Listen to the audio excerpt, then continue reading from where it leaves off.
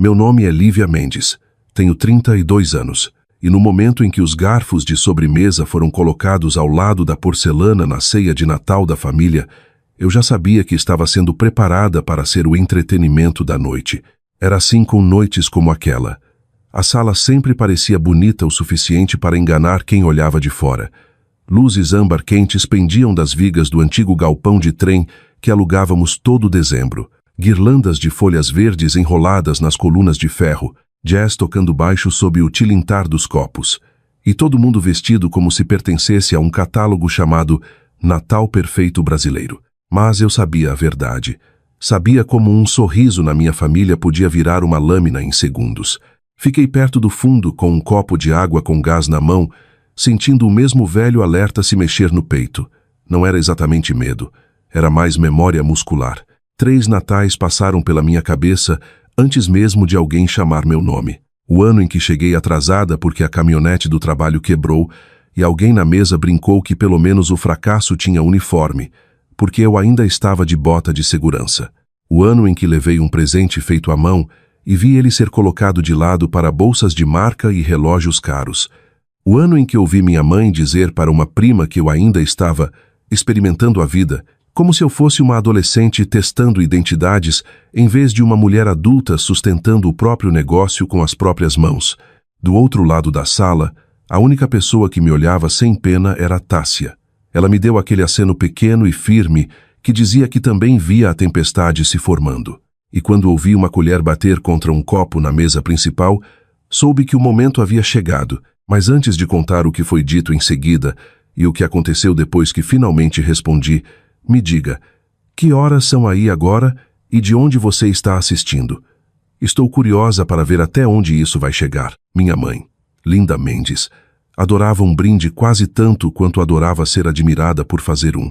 Ela se levantou na cabeceira da longa mesa de Natal, vestindo um vestido verde esmeralda justo, uma mão curvada ao redor da taça, sorrindo com aquela expressão polida e graciosa que as pessoas confundiam com bondade se não a conhecessem bem.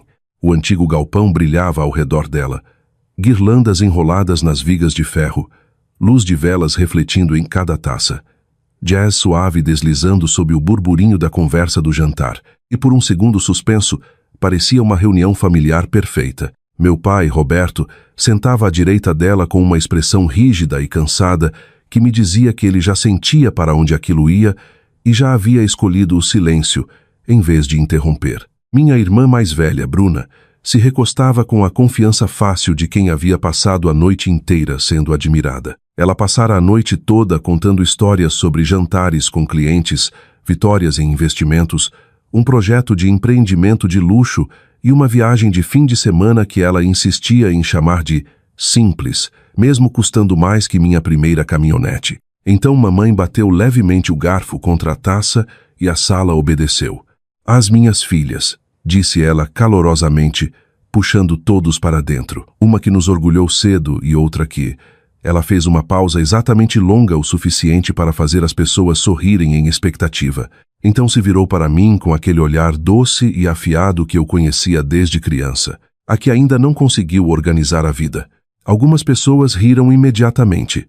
Outras se juntaram porque é isso que as pessoas fazem quando a crueldade se veste de humor familiar e é servida com vinho.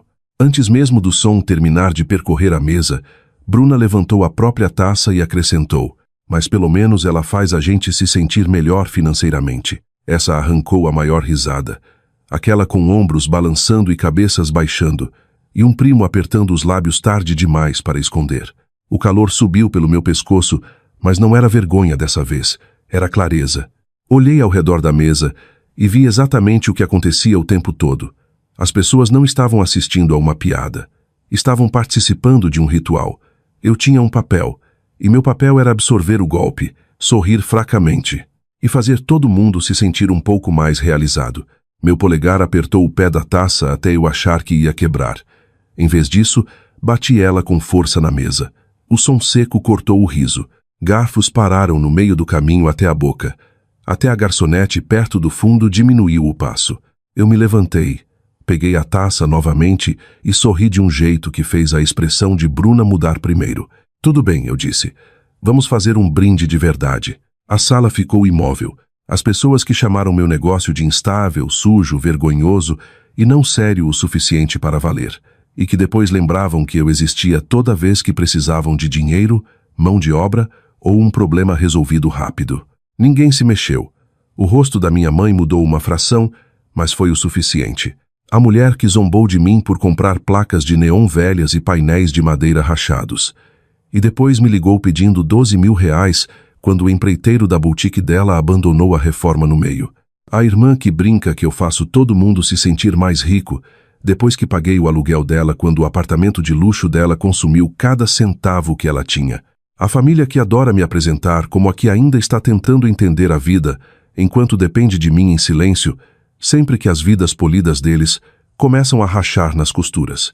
Parei apenas o tempo suficiente para as palavras assentarem em cada prato, cada guardanapo, cada olhar baixo ao redor daquela mesa.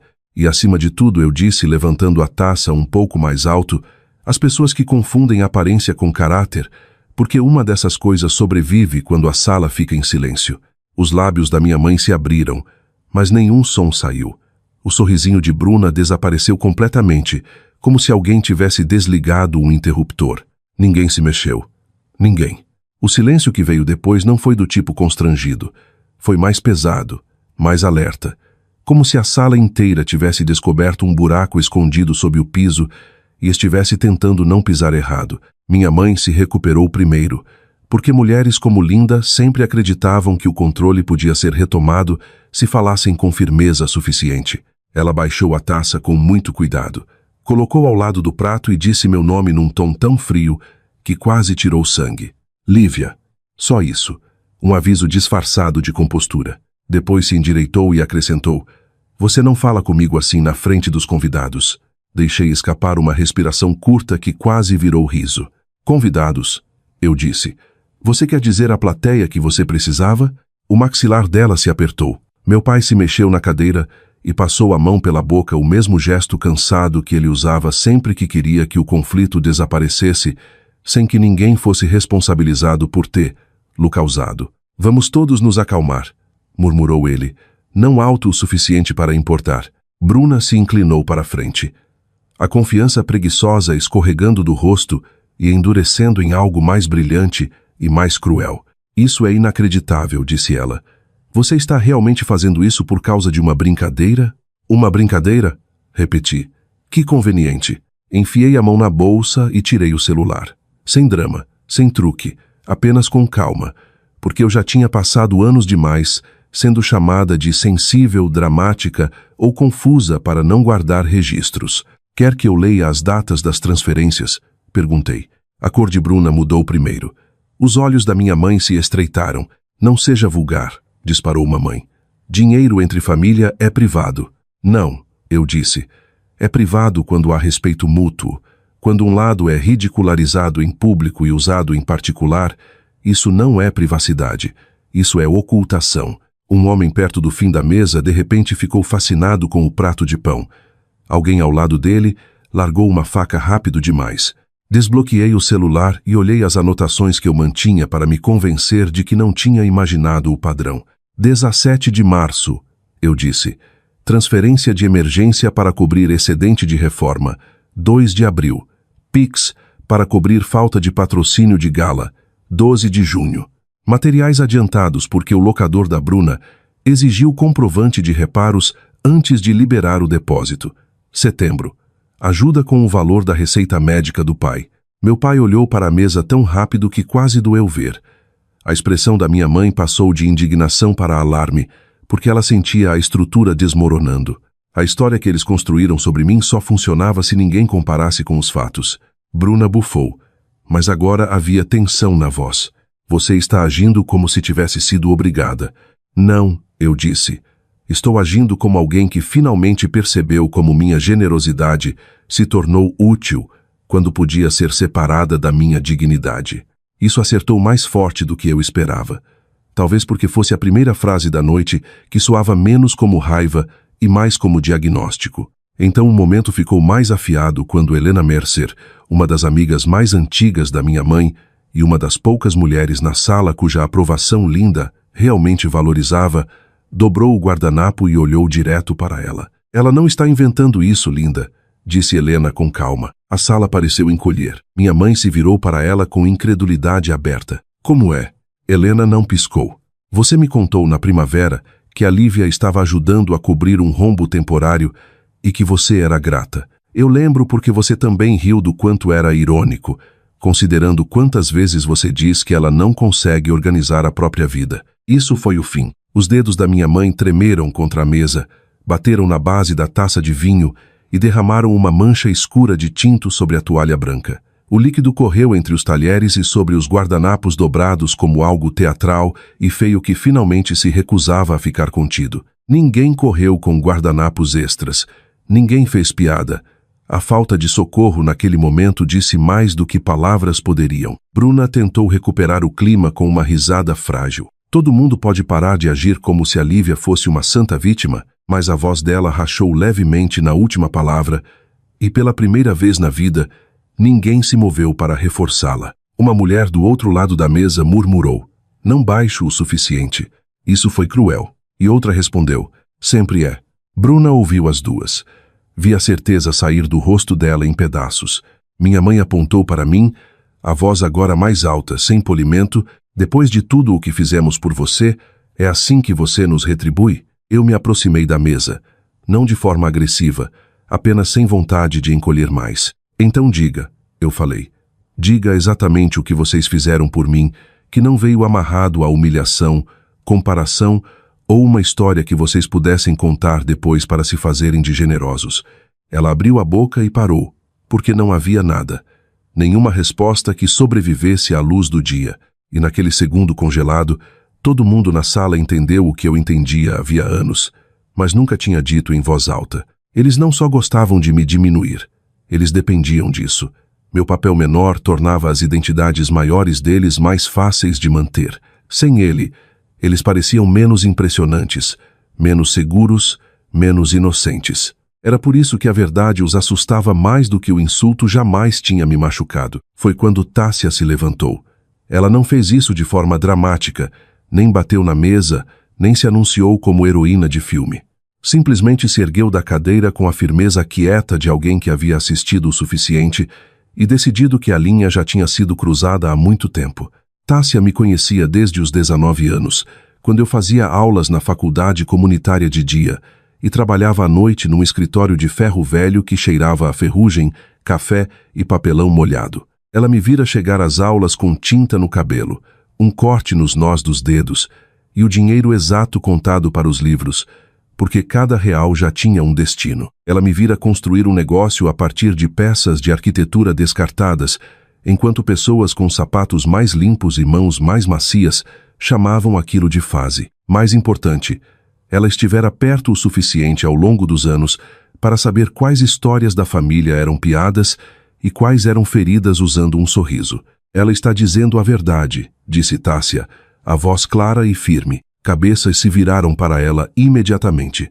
E se ouvir isso deixa esta sala desconfortável, talvez seja porque muitos de vocês se acostumaram a ver acontecer e chamaram de normal. Minha mãe se virou tão rápido que a cadeira arranhou para trás. Isso é um assunto de família, disparou ela. Tássia não se abalou. Então sua família deveria ter resolvido isso antes. Essa acertou tão limpo que quase pude ouvir o eco. Bruna soltou uma risadinha debochada, mas agora soava defensiva em vez de divertida. Você não conhece a história completa, disse ela. Tássia olhou direto para ela. Eu sei o suficiente. Sei que a Lívia é a primeira pessoa que todo mundo aqui liga quando tem uma crise que ninguém quer que os outros saibam. E mesmo assim ela continua sendo a que vocês diminuem em público. Isso me conta que a história completa não é lisonjeira. Meu pai finalmente se levantou por completo, pressionando as duas palmas na mesa, como se o ato físico de se erguer pudesse restaurar a autoridade. Chega, disse ele, mas a voz não tinha comando, só tensão. Ele queria silêncio, não verdade. Queria resolução sem exposição. Eu tinha passado metade da vida confundindo isso com decência. Não confundia mais. Olhei para ele e senti algo dentro de mim se encaixar no lugar. Não, eu disse. O que chega é isso acabar hoje. Minha mãe riu uma vez, mas agora estava rouca nas bordas. Você está histérica. Não, respondi. Estou sendo precisa. Essa palavra acertou ela mais forte do que se eu tivesse gritado. Eu pude ver, porque precisão deixa menos espaço para negação. Coloquei a taça na mesa e olhei ao redor de toda a sala, certificando-me de que ninguém pudesse depois fingir que não tinha entendido. Então deixem-me ser precisa, eu disse. Eu não sou mais o alvo de piada da família. Não sou a filha que vocês ridicularizam para entreter uma sala. Não sou a carteira reserva que vocês ligam quando as aparências racham. Não sou a mão de obra de emergência, o empréstimo silencioso, a decepção útil. Minha voz nunca subiu, e talvez por isso cada palavra carregasse. Se algum de vocês acha que eu ainda vou vir para os feriados para ser comparada, corrigida, ridicularizada e depois usada em particular quando as coisas dão errado, esta noite é a última vez que vocês têm essa versão de mim. Eu podia ver as pessoas absorvendo agora, não como um surto, mas como um limite com estrutura por baixo, sem mais concertos não pagos, sem mais pixies rápidos porque alguém precisa de discrição, sem mais apoio familiar que de alguma forma só viaja numa direção, e sem mais aparecer em salas onde o respeito é opcional. O rosto de Bruna ficou tenso. Então você está punindo todo mundo porque não aguenta uma brincadeira. Não, eu disse novamente. Estou retirando o acesso de pessoas que confundem minha paciência com permissão. Meu pai esfregou a mão na testa e disse: Lívia, por favor, não jogue sua família fora por causa de um jantar ruim. Eu me virei completamente para ele. Nunca foi um jantar. Foram anos. Hoje foi só a primeira vez que o roteiro não seguiu o caminho de vocês. A sala ficou presa naquela quietude, mas tinha mudado de forma. Antes, era o silêncio de pessoas esperando para ver se eu absorveria mais uma humilhação. Agora era o silêncio de pessoas percebendo que assistiam ao colapso de uma estrutura que provavelmente estava podre há muito tempo. Minha mãe ficou ali com o rosto pálido e furioso, mas sob a fúria havia algo que ela odiava sentir ainda mais. Exposição. Bruna cruzou os braços com força, mas havia um tremor inquieto nos olhos dela, porque sentia o que estava acontecendo socialmente em tempo real. As pessoas estavam recalculando. Não me viam mais como instável e sensível demais. Me viam como a única pessoa disposta a nomear o arranjo do qual todos os outros tinham se beneficiado. E uma vez que isso acontece numa sala, nada volta a ser como antes. Eu esperava gritos quando peguei meu casaco. Talvez lágrimas. Talvez um último ataque feito para me arrastar de volta à posição antiga, antes que eu chegasse à porta. Em vez disso, o que veio foi mais estranho, e à sua maneira mais satisfatório. A sala se fragmentou em pequenas formas reveladoras. Conversas recomeçaram em tons baixos e inquietos. Algumas pessoas de repente encontraram motivos para se levantar e se mover para outro lugar. Algumas evitavam olhar para minha mãe completamente. Outras olhavam direto demais, do jeito que as pessoas fazem quando uma suspeita privada acaba de ser confirmada em público. Coloquei um braço no casaco enquanto Tássia ficava ao meu lado, pronta, mas sem me sufocar. Foi então que minha tia Maria Aparecida se aproximou com um rosto que eu nunca tinha visto ela usar perto de mim antes. Vergonha. Lívia, disse ela baixinho, olhando uma vez por cima do ombro para a mesa. Eu deveria ter dito algo antes. Há muito tempo. Ela tocou meu antebraço de leve, como se soubesse que não tinha ganhado o perdão, e não ia pedir mesmo assim. Eu apreciei isso mais do que se ela tivesse chorado.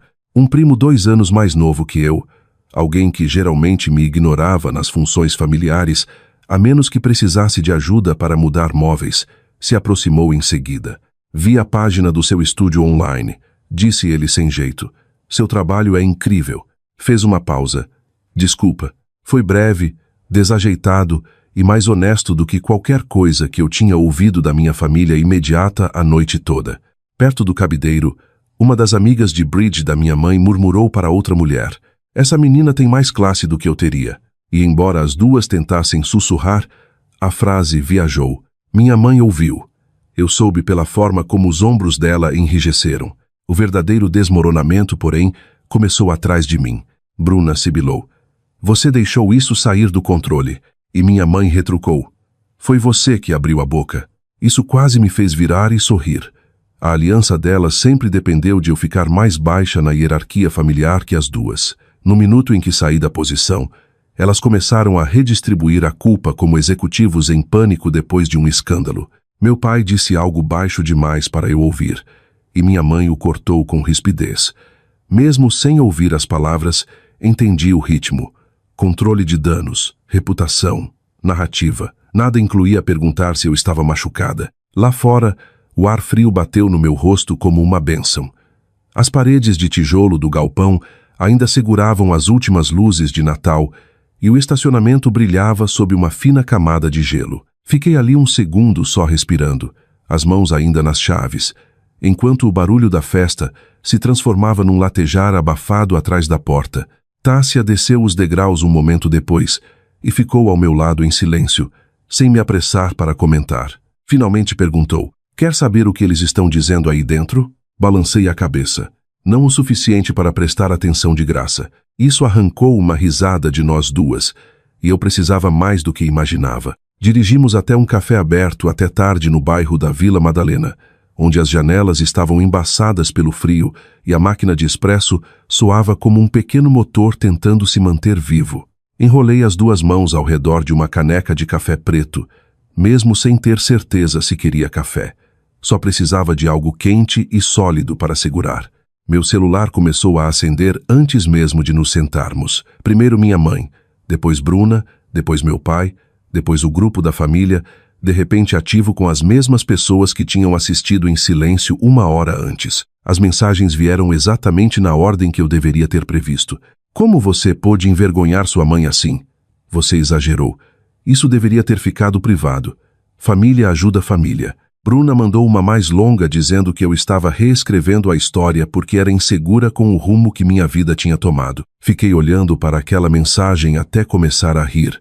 Não porque fosse engraçado, mas porque algo nela era tão absurdo que finalmente quebrou o último pedaço da minha culpa, o rumo que minha vida tinha tomado. Como se eu tivesse chegado lá por acidente. Como se o negócio que construí com minhas mãos, a folha de pagamento que cumpri, as dívidas que quitei, os clientes que conquistei, o espaço que abri numa cidade que respeita resultados mais que mitologia familiar, contassem menos só porque não fotografavam tão elegantemente quanto a versão de sucesso da Bruna. Tássia observou meu rosto e esperou. Ela sempre esperava tempo suficiente para a coisa mais verdadeira sair, e eventualmente saiu. "Acho que a pior parte", eu disse, olhando para a superfície escura do café, "é que eu ajudei eles porque achava que ser útil eventualmente viraria amor." A frase ficou entre nós. Eu não tinha planejado dizer. Talvez nem tivesse admitido completamente para mim mesma antes. Tássia esticou a mão para a caneca, depois colocou de volta sem tocar. "Lívia", disse ela gentilmente, "ser necessária não é a mesma coisa que ser valorizada." Olhei para ela e senti aquela verdade passar por mim mais devagar que a raiva, mas mais fundo. Explicava demais. Por que eu continuava dizendo sim depois dos insultos? Porque cada ligação de emergência da família parecia uma chance de conquistar um final diferente. Por que eu confundia acesso com afeto e obrigação com conexão? Eu tinha passado anos acreditando que se continuasse aparecendo com dinheiro, trabalho, paciência e silêncio, eventualmente alguém naquela família pararia de me apresentar como a que ainda está tentando entender a vida e começaria a me ver claramente. Mas sentada naquele café, com as janelas embaçadas e o celular vibrando inutilmente ao lado, finalmente entendi algo limpo e permanente. Eles nunca tinham entendido mal meu valor. Eles simplesmente tinham se beneficiado da minha dúvida sobre ele. E uma vez que isso se encaixou, sair daquela sala não pareceu mais perder a família. Pareceu recusar um papel que vinha me drenando havia anos. Os meses depois daquele jantar não foram fáceis, mas foram limpos. Essa era a diferença. Dor sem confusão. Bloqueei Bruna depois que ela me mandou uma planilha explicando por que eu não deveria ter caracterizado publicamente o apoio temporário entre familiares. Quase admirei a audácia de colocar exploração emocional em colunas. Minha mãe deixou 2 áudios que mudavam no meio do caminho de fúria justa para teatro ferido suave, mas nenhum incluía um pedido de desculpas. Então deletei os 2. Meu pai ligou 2 vezes e disse versões da mesma coisa. Sua mãe está magoada. A Bruna está envergonhada. Você não pode ser a pessoa maior? Eu disse a ele que tinha sido a pessoa maior por 20 anos e isso estava me deixando pequena. Depois voltei para o trabalho. Meu negócio, Estúdio de Restauro Lívia Mendes, tinha começado como uma unidade de depósito alugada e uma mesa dobrável. Em janeiro, Assinei o contrato de um galpão convertido com paredes originais de tijolo, portas de carga e espaço suficiente para montar tanto a oficina de restauração quanto uma pequena sala de exposição. Coloquei tudo ali.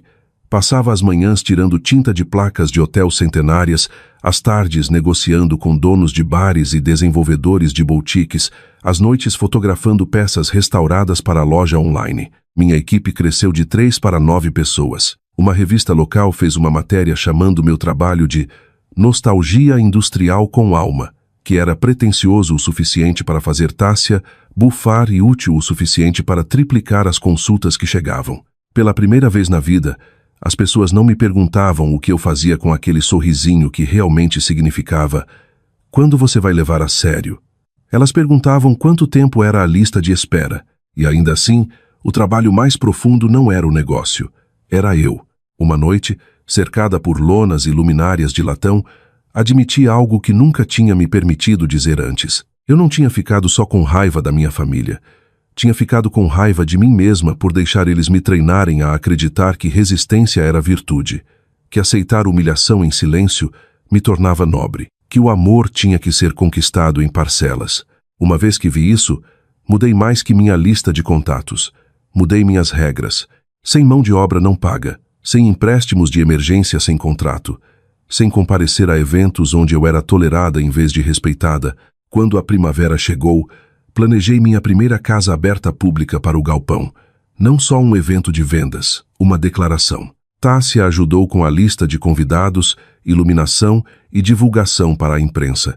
Em certo momento, perguntou se eu ia mandar convites para meus pais. Balancei a cabeça e continuei colando etiquetas nas caixas. Sem convites privados, eu disse. Se quiserem vir, podem vir como todo mundo, pela porta da frente, sem direito adquirido. Ela sorriu, maldosa. Saúde, corrigi. Na semana antes do evento, postei o anúncio online com uma frase que me fez olhar para a tela por 1 minuto inteiro antes de publicar. Casa aberta para quem respeita ofício, garra e segundas chances. De alguma forma aquela frase se espalhou. Um apresentador de rádio mencionou. A seção de estilo de vida do jornal pediu fotos. 2 designers de hotel de São Paulo confirmaram presença. E na manhã do evento, enquanto a luz do sol entrava pelas janelas do galpão e pegava a poeira flutuante como ouro, percebi que tudo o que eles tinham ridicularizado em mim tinha se tornado arquitetura, disciplina, gosto, persistência, coragem. Eu não tinha organizado minha vida pelos padrões deles. Tinha construído uma que tornava os padrões deles irrelevantes. Às 18, o galpão estava cheio. Música rolava sob as conversas. Lâmpadas de filamento antigas brilhavam acima de letras de marquise restauradas, e cada canto da sala carregava alguma versão da minha história, sem nomear, lá diretamente. Uma placa de igreja de 1911 recuperada da podridão da água, uma campainha de mesa de hotel de latão polida do preto ao dourado mel, um conjunto de espelhos salvos reemoldurados em carvalho envelhecido, e no centro da parede principal pendia a peça que já tinha atraído uma pequena multidão antes mesmo das palavras oficiais começarem. Eu a chamei de barulho herdado. Era feita de espelhos antigos rachados, peças de prata de servir oxidada e placas salvas sobrepostas numa grande instalação. Levemente gravadas nas superfícies espelhadas estavam frases que as pessoas tinham usado para me diminuir ao longo dos anos. Rústica demais, tarde demais, bagunçada demais, pouco feminina, instável, vergonhosa. Mas no centro, em folha de ouro restaurada à mão, corria a frase que tinha se tornado minha resposta para tudo aquilo. O valor não é decidido pelas pessoas que se beneficiam da sua dúvida. Toda vez que alguém se aproximava, via as palavras antigas e o próprio reflexo no mesmo quadro. Foi a primeira coisa que o repórter fotografou. Também foi a primeira coisa que minha mãe viu quando entrou. Notei ela antes de ela me notar. Linda chegou de lã creme e pérolas, tentando parecer que pertencia ali por convite em vez de curiosidade. Bruna veio ao lado dela num casaco camelo e saltos caros completamente errados para o piso de galpão. Meu pai vinha atrás, já parecendo exausto. Eles tinham visto a matéria online naquela tarde. Claro que tinham. O sucesso tem um jeito de fazer as pessoas lembrarem seu número. A multidão se abriu o suficiente para eu ver o segundo exato em que o reconhecimento bateu no rosto da minha mãe. Aquilo não era um hobby. Não era Lívia brincando com sucata num barracão. Era um negócio, uma marca, uma sala cheia de compradores, imprensa e pessoas que usavam palavras como visionária e fundadora, sem ironia. A expressão de Bruna fez algo que eu nunca tinha visto antes. Não endureceu, tremeluziu, inveja primeiro, depois incredulidade, depois algo mais frágil, perda talvez, porque pela primeira vez eu estava de pé num mundo do qual ela não podia me narrar para fora. Um desenvolvedor de hotel apertou minha mão na frente deles e disse que queria uma instalação personalizada de 6 dígitos para um novo empreendimento em Campos do Jordão. O repórter perguntou se Barulho Herdado era autobiográfica, e eu disse, só na medida em que toda restauração é autobiográfica. Você aprende o que pode ser limpo, o que deve ser consertado e o que nunca deve ser colocado de volta como estava. As pessoas realmente anotaram isso. Minha mãe ficou congelada. Bruna tentou sorrir e falhou no meio do caminho. Então Linda se aproximou da instalação, encarou as frases gravadas e ficou pálida o suficiente para eu achar por um segundo que ela ia sentar na caixa mais próxima. Lívia, disse ela baixinho, isso é impressionante. Foi a primeira palavra honesta que ela me oferecia em anos, e mesmo assim soava caro para ela dizer. Bruna cruzou os braços. Você nos fez parecer bem ruins, murmurou tentando leveza. Não, eu disse, encontrando os olhos dela. Eu parei de editar. Meu pai abriu a boca como se fosse intermediar algum final mais suave. Mas antes que pudesse, Helena Mercer apareceu novamente ao meu lado, taça de champanhe na mão, e disse animada para um casal próximo. Lívia é a fundadora mais disciplinada que conheci em anos. Linda deveria estar muito orgulhosa. Minha mãe deu um sorrisinho tenso que parecia doloroso de manter. Ali estava. A correção pública.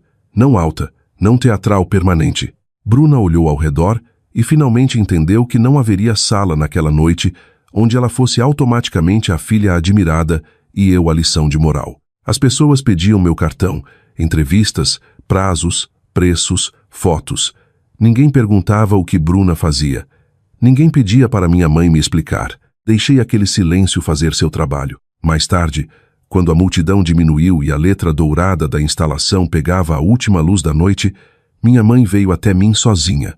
Precisamos conversar, disse ela. Em particular. Estamos conversando, respondi. Você só não está mais controlando a sala. Ela se encolheu. Não porque eu gritei, mas porque não gritei. Talvez eu não tenha dito tudo certo ao longo dos anos. Ela começou. Eu quase sorri. Pessoas como ela adoravam gramática passiva quando a responsabilidade chegava. Não, eu disse. Você não disse. Ela olhou para a multidão, para os repórteres ainda anotando, para Bruna fingindo estudar um lustre restaurado enquanto claramente escutava. Quero que a gente siga em frente, disse ela. Então é assim que isso acontece, eu falei. Você para de chamar crueldade de honestidade. Para de tratar meu sucesso como uma surpresa só porque ele não chegou vestindo as roupas da Bruna. Para de procurar contato só quando precisa de algo. E até você conseguir fazer essas coisas de forma consistente, não temos um relacionamento privado para consertar. Ela me encarou, e pela primeira vez não me senti com 12 anos sob aquele olhar. Me senti mais alta que ele. Atrás dela, Bruna finalmente se aproximou e disse, numa voz quase sem polimento, eu não sabia que você estava fazendo tudo isso. Sustentei o olhar dela. Você não queria saber. Isso doeu nela. Eu vi. Mas alguma dor é só a verdade chegando atrasada. Antes de irem embora, minha mãe se virou mais uma vez para a instalação, para as frases, para si mesma refletida entre elas. Depois baixou os olhos e saiu. Não com dignidade, com consciência. E isso foi suficiente para mim. Não corri atrás deles no estacionamento. Não ofereci um discurso final dramático. Voltei para meus convidados, para os contratos, para as risadas, para a luz industrial quente, para a vida que construí a partir do que outras pessoas descartaram. A maior lição que aprendi não foi como restaurar metal, madeira ou vidro. Foi esta: você não precisa da permissão da sua família para se tornar valiosa. E às vezes a coisa mais corajosa que uma pessoa pode fazer é parar de fazer teste para o amor em salas onde só é apreciada quando é pequena. Cortar padrões tóxicos não é crueldade, é educação da alma. É conhecimento útil conquistado do jeito difícil. é autorrespeito com consequências. E se você já teve que escolher entre harmonia falsa e liberdade real, espero que escolha a versão da sua vida que permite ficar na própria luz sem pedir desculpas.